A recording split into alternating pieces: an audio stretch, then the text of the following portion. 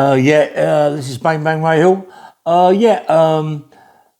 They give me parole. I'm coming out. I'm with my mate. I'm coming to Ealing. I'm going home to my mum as well. But before that, I've got to go to the hostel. They give me a hostel for about 6 months, 7 months. I go to Ealing Broadway Hostel. I'll go there. It's a big, massive house, man. It's huge. It's beautiful inside until you go in the rooms.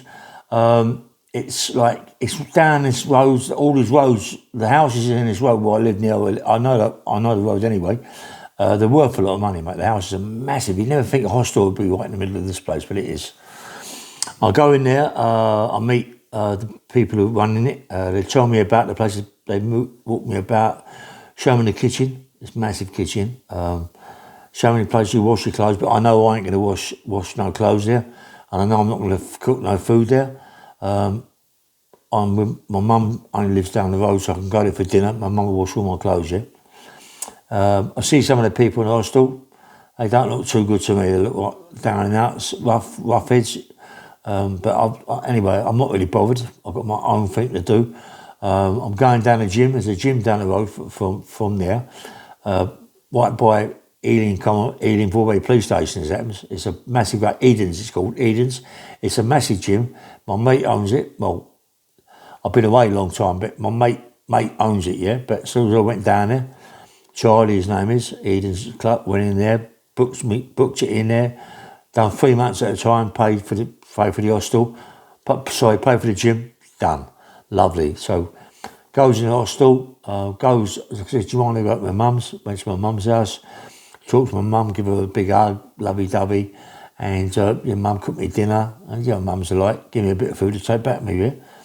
Went back to the hostel, goes in my little room, got all my bedspread and all the stuff I need, and I'm enjoying myself there.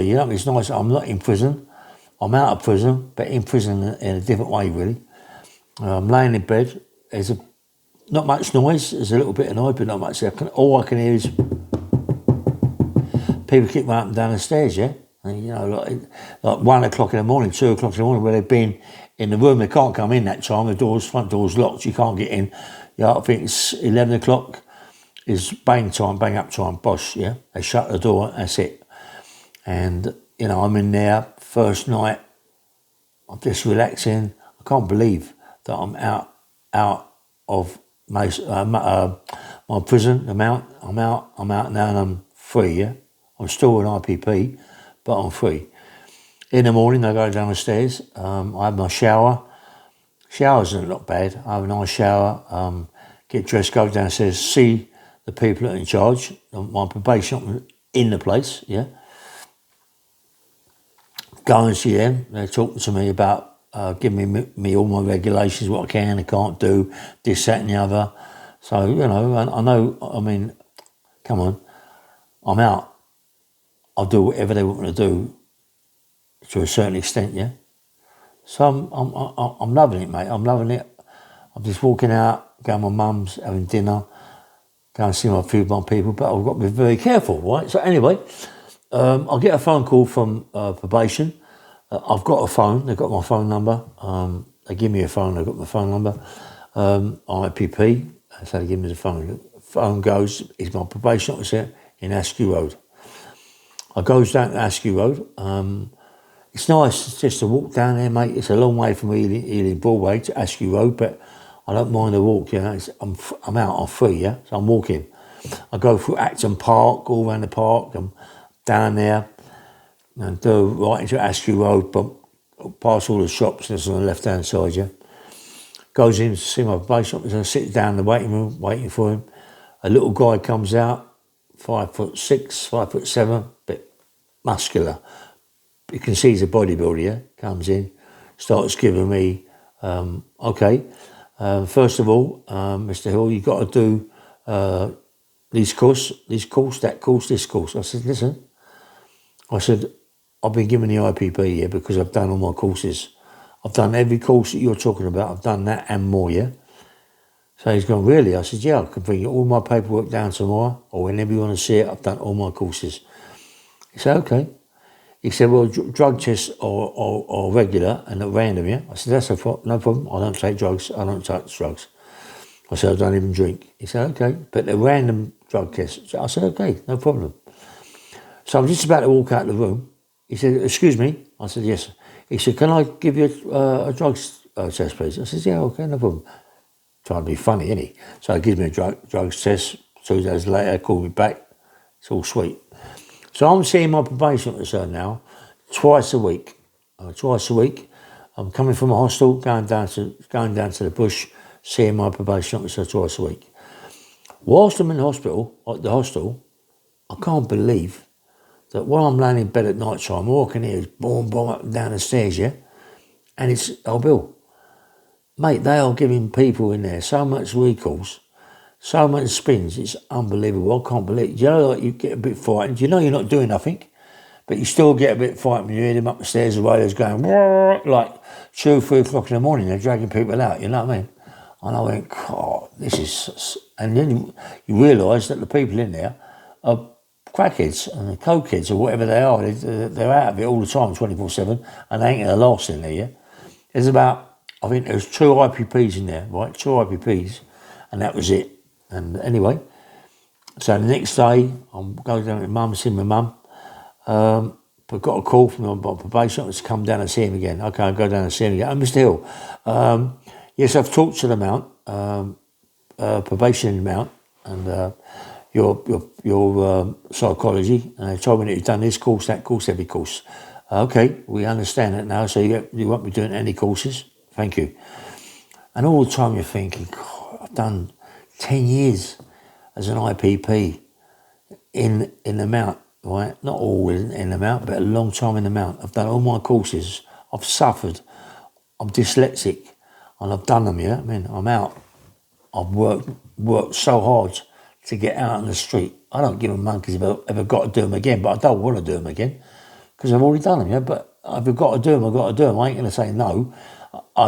When I say, I didn't want to say no, I did tell him I've already done my courses, yeah? And he had to check it out anyway. So he said, what it is going to be, Mr. Hill, you're going to have random drug tests. I said, I don't mind. I've told you that. I'd have drug tests any time. I'm walking down the road to the bus stop. Beep, beep. It's a mate of mine, you know. How you going, Ray, and all that going. They ain't seen me for ages. You know, never been to see me, but so, say 10 years, they ain't seen me. What, you out on the road? I said, yes, mate. I just got out and I can't believe it. I'm walking everywhere. It's so nice to be able to walk around, you know, and not have to bang up, mate. I can't believe it. I'm really happy about just being home, yeah? He said, want a lift? I said, no. He said, get in, I'll give you a lift, mate.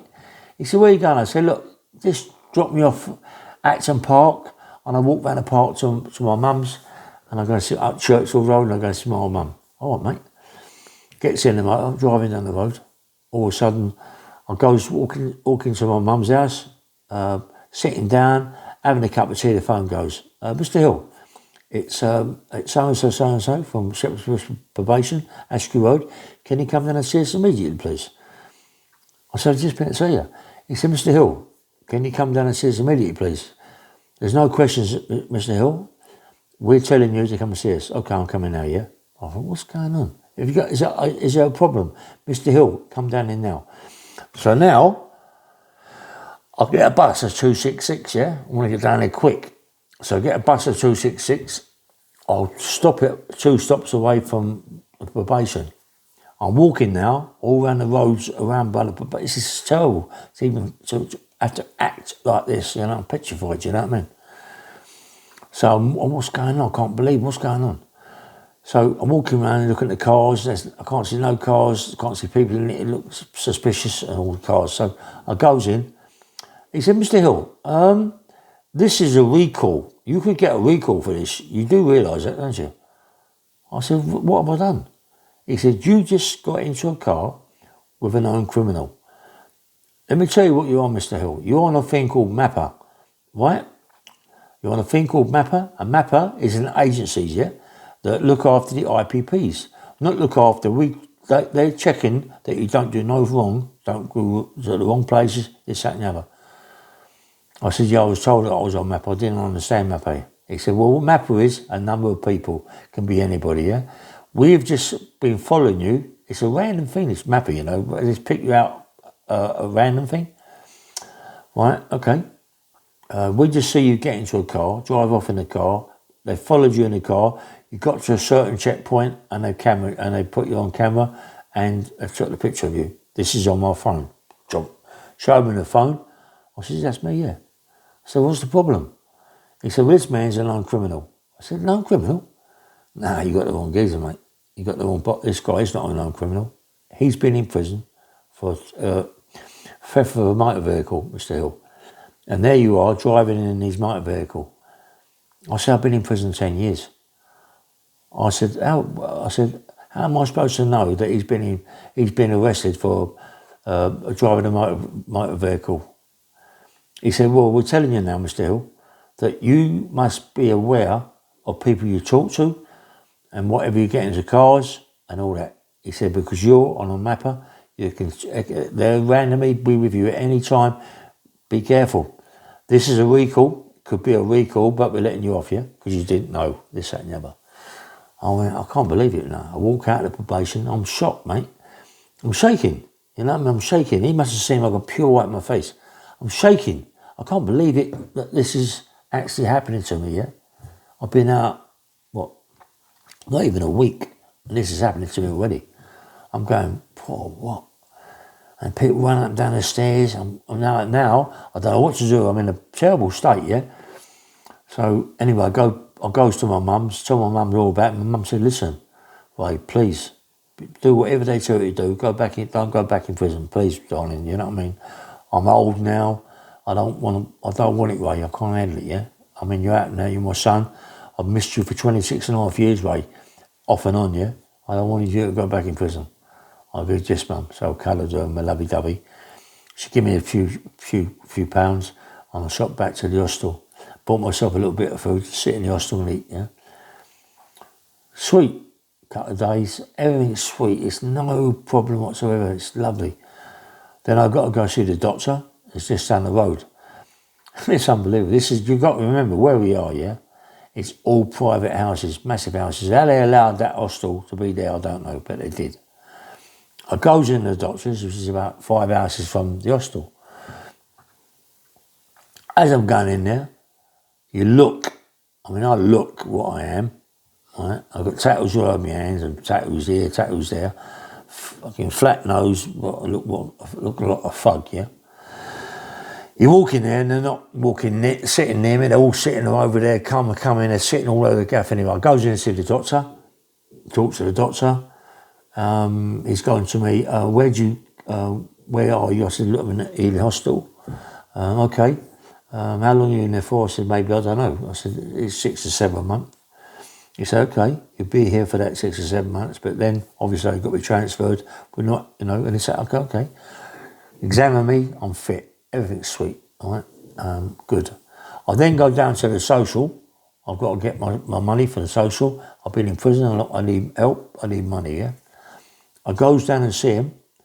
My name is Raymond Hill. My real name is Raymond Rollins. My mum and dad, I'm not quite sure they got married or whatever, something's not right. They got me down as Ray Rollins, yeah? So I'm going in as Ray Hill. I've got everything paperwork to prove that I'm Ray Hill. But on their paperwork, I'm Ray Rollins. I've never signed them before. They're checking it all out on Ray Rollins. They're going back centuries before my mum was even married. So my dad or whatever it was, my second dad. You're Ray Rollins, this, that and the other. I say, look, here's all my paperwork. I've just come out of prison. My name's Ray Hill. Here's the things from in prison to say that for my money and this, that and the other. We can't give you up. I thought, God, what's going on? So now I've got to go to Ealing Town Hall. I go to Ealing Town Hall to get my original birth certificate, which is Ray Rollins. I get it, I'll take it to the thing and say, look, this is my birth certificate as Ray Rollins, yeah? Okay, you got me down as Ray Rollins, so let me get my cash as Ray Rollins. But you're telling us you're Ray Hill. It's murders, mate. It took me days and days and days for people to write things down, probation, the police, everybody in action and all that to say that I'm now Ray Hill. And I was sentenced to Ray Hill, so I eventually get my money, which is quite nice. It's about £9 to £1,100. I'm loving it. I'm going shopping, buying myself some clothes, and I'm going down the gym, right? And I walk in the gym. The guy that my mate owns the gym, my mate's mate owns the gym, he's talking to me. I know, how you going? Right? He said, yeah. He said, how are you? I said, yeah, I've just X amount of time in prison. He lets me in the gym. I'm loving it, mate. There's a few people in there that don't really like me because of the way I am. It's a very yuppie sort of place, Eden's. I don't know if anybody knows it. There's a big swimming pool inside, jacuzzis, everything. It's beautiful, yeah. But I like it, yeah. So all of a sudden, a pal of mine comes in, a geezer called Tommy Keane. He's outside and comes in. He meets this guy, and he said to the guy, his way, he's going to give me a little bit of work, Tommy Keane, but I can't really work on the hostel, but I can a little bit, not many hours, yeah. So I'll go with Tommy Keane, working with Tommy Keane, doing antiques, picking up all this sort of stuff. I'm getting little bits of money. I'm happy. Yeah, I ain't got to tell them what X amount that I'm getting. I'm all right. All of a sudden, the guy in the gym phones me out and said, "Look, come back to the gym. Go back to the gym." He goes, "Look, I've got some fridges. Like fridges, a glass front. It shows all the. Do you want them?" I went, "Yeah, of course." He said, "I've got 4 fridges." He said, "You can have them, right?" I went, "Really?" He said, "Yeah, you can have them." So I said to Tommy King, he said, "Tom, can I put them in the..." He said, "Yeah, pick them up, put them in the motor." Took them to the auctions. Tommy King sold them for £200 each. I got £800. I'm over the moon, you know what I mean? These are not really bad. He just gave them to me, you know what I mean? I'm really, really happy, man. Everything's going sweet, yeah? I goes in the hostel. I'm on Facebook. I'm going through Facebook and I see this girl. She's really nice, man. She's so nice. She's so pretty. I'm talking to her all the time. But like everything else, I ain't been with a woman for that ages. This girl seems quite nice, but it comes to a sexual thing, yeah? I start playing with myself. This is crazy, right? And in the hostel, mostly women in there, yeah? And they're supposed to knock your door before they come in. This one don't. She comes straight in. There's me doing what I'm doing. Like that. walks out, goes downstairs and complains to the manager of the hostel. They calling me down now to the manager's office. So I go downstairs. "Mr. Hill, you can get a recall for what you just did." I said, "Listen," I was told when I come into this hostel that at night time they check you that you're in your cell, but they knock the door first before they come in. Is that correct? He said, "Yes." I said, "But she never knocked my door before she come in. She just walked straight through my door." I said, "That's not right." I said, "I never locked my door. My door was open." She said, "Is that correct?" So he called the woman in. He said, "Did you just not walk in?" He said, "Yes." She said, "Yes." He said, "What the rules are, you must knock the door and get permission to come in. If you knock the door, no one answers the door, then you just come in. But if Mr. Hill didn't answer, you can't just come in." Anyway, I got off of it. I thought, Jesus Christ, I can't believe this. This is like crazy. You can't even do what you got to do. You got to, So now I'm petrified of doing anything in your hostel, mate. And anyway, I'm going to the gym every day. Just going to the gym, my mum's coming back to the hostel. And I'm too petrified to talk to my mates, people. You got to remember, I've been in prison most of my life, yeah? Because I've been in prison most of my life, most of the people I know are ex-convicts, right? Or people that have been in prison like years ago, or people that just come out of prison, they're ex-convicts. But I have to talk to people. I have to communicate. So the people that I'm communicating with are people ex-prisoners or ex-cons or ex-whatever. And and I was too frightened to get into a car, mate. I seen people that I know going to my mates' houses, petrified that they're doing something wrong, and it's like they're targets, and I get pulled in because we've been walking down the road with these people. They're targets. This is what IPP does to you, mate. The IPP is one of the worst sentences that you can ever do, mate. Believe it's indefinite, yeah, and they can pull you in at any time. At any time, they can pull you in. And then I'm in the hostel, and then they give me a flat opposite IKEA on the North Circular. They take me down to this place in the North Circular. I walk in. It's worse than I've ever seen in my whole life. This gaff, they take me into this room. It's got a walk-in shower, a little sink, right, and a toilet, like a Portaloo toilet. Honestly, I'm not joking, and a bed. This is supposed to be a place for me. So I'm going now. I've been in the hospital for about 5 months.